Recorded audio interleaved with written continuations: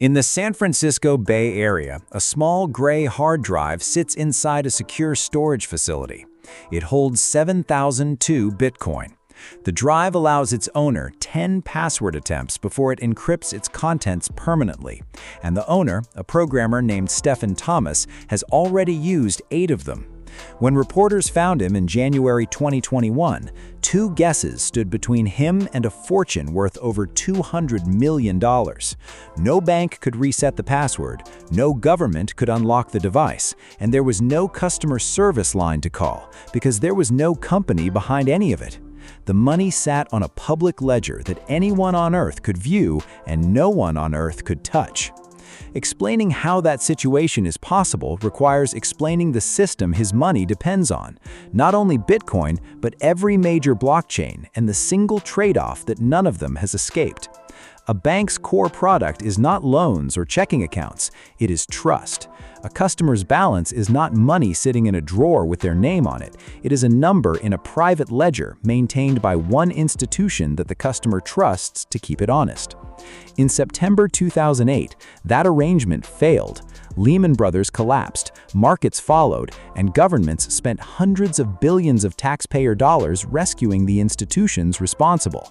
6 weeks later, on October 31, 2008, a 9-page paper appeared online describing Bitcoin, an electronic cash system designed to operate without any bank. The author used the name Satoshi Nakamoto, and to this day, no one has proven who that is. The paper proposed a ledger that nobody owns. Instead of one bank keeping the book, thousands of computers around the world would each hold a complete copy and verify each other continuously.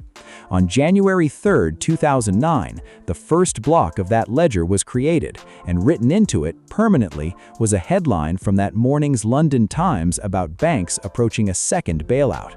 The entry served as both a timestamp and an accusation. A blockchain, reduced to its essentials, is a shared record book. Each block is a batch of transactions mathematically sealed to the block before it, forming a chain.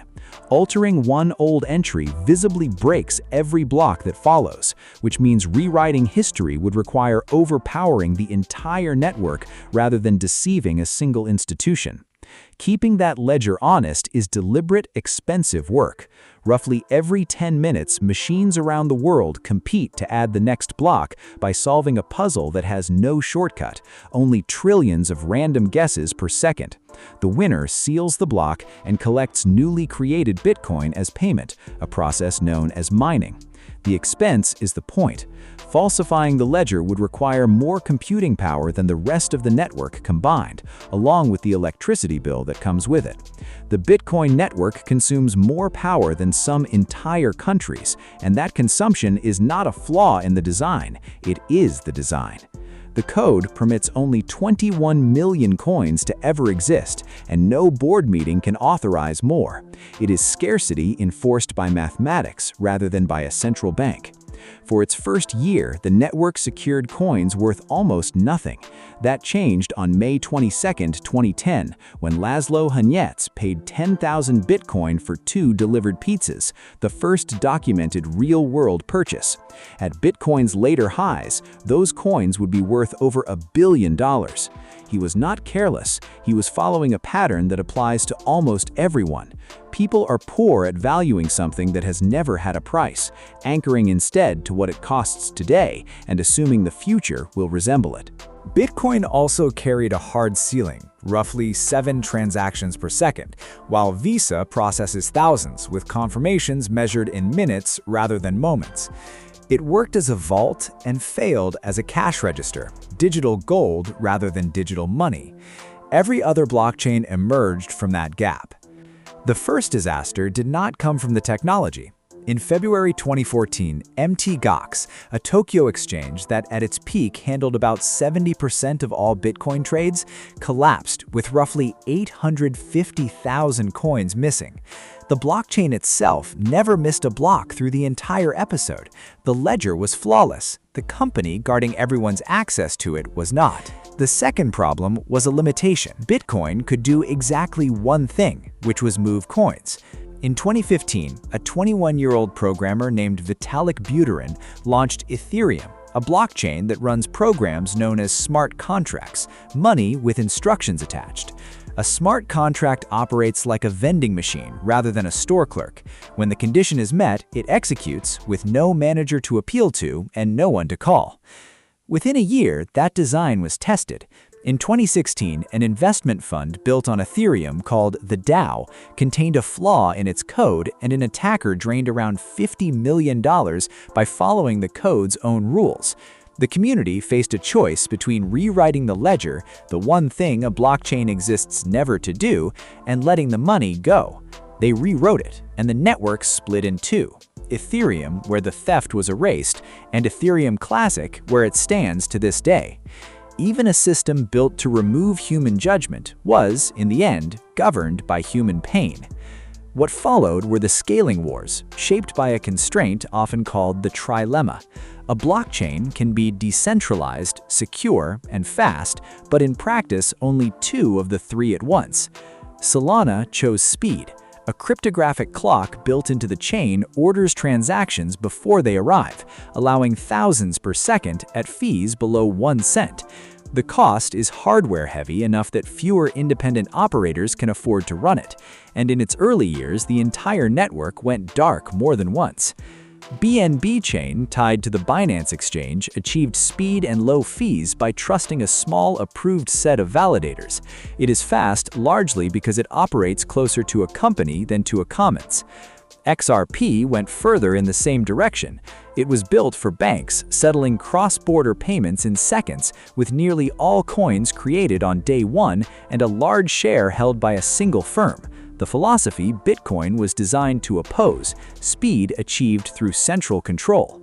Cardano moved the opposite way, building through peer-reviewed academic research at a deliberately slow pace, praised for rigor and criticized for shipping features years after its rivals.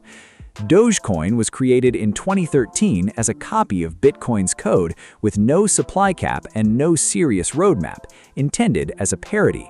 It went on to trade billions of dollars a day regardless, which says less about technology than how people decide what counts as money. Around Ethereum, a second layer of networks appeared: Polygon, Arbitrum, Optimism, and Base, which bundle thousands of transactions and settle them back onto the main chain for a fraction of the cost.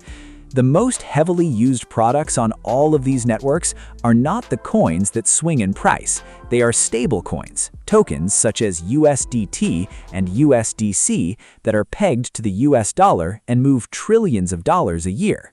For most of the world, the principal application of blockchain has not been a new kind of money. It has been the old money arriving in seconds. By 2022, the experiment faced two defining moments, one for the machines and one for the people. The first came in September, when Ethereum attempted the merge, replacing energy-intensive mining with proof of stake, a system in which validators lock up their own coins as collateral and lose them if they cheat. The switch happened live on a network holding hundreds of billions of dollars with no second attempt available. Engineers compared it to replacing an aircraft's engine mid-flight. It worked, and energy consumption fell by over 99%.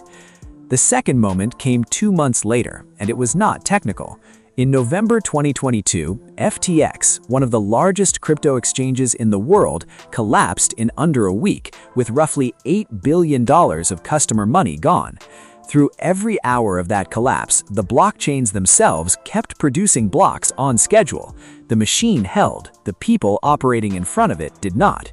It was the Mt. Gox lesson, 8 years later, at 10 times the scale. That history leaves every holder with one decision and no third option: keep coins on an exchange where someone can help and someone can also lose them, or hold the keys personally where no one can take the coins and no one can recover them if access is lost.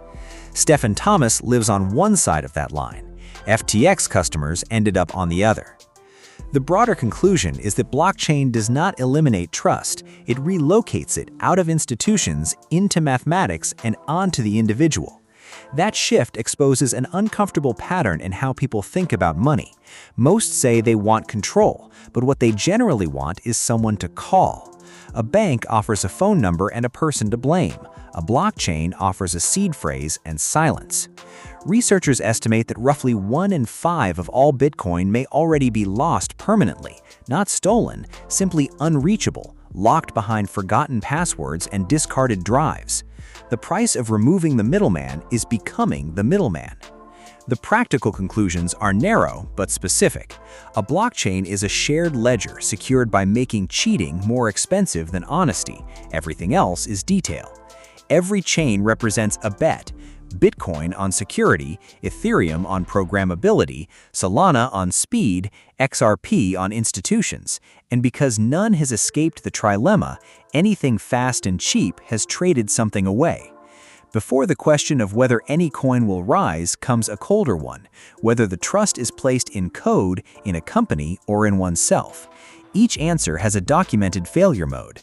Mt. Gox and FTX were the company, the DAO was the code, and Stephen Thomas was himself. Money a person cannot afford to lose should never sit behind a single password, because on these networks there is no recovery link. In the Bay Area, the small gray drive remains where it was. The coins have not moved in more than a decade, and anyone can type the address into a browser and see them, a fortune in plain sight. Every 10 minutes, somewhere in the world, another block is sealed onto the chain that holds them, and the network does not notice, because to the network, nothing is wrong. The ledger remembers everything and forgives nothing. Every blockchain, Bitcoin, Ethereum, Solana, and the rest, amounts to the same thing. A promise written in mathematics, kept by machines that never question whether they should. The open question was never whether the machine would keep its promise. It is whether people can live with one that always does.